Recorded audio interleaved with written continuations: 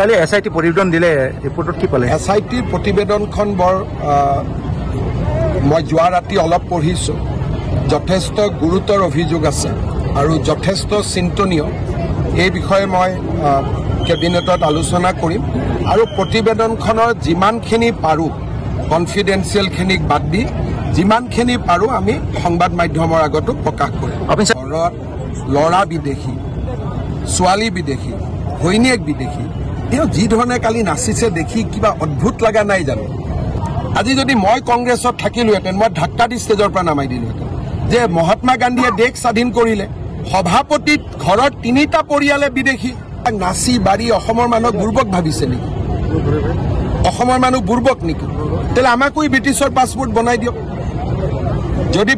ব্ৰিটিছতে passport হ'ব লাগে চাহ বাগিচা ল'ৰাজনকো ব্ৰিটিছ বনাই দিয়ক বড়ো মানুহজনকো ব্ৰিটিছ বনাই দিয়ক ৰাভাজনকো ব্ৰিটিছ বনাই দিয়ক এটা ফটো আমি নহয় নেকি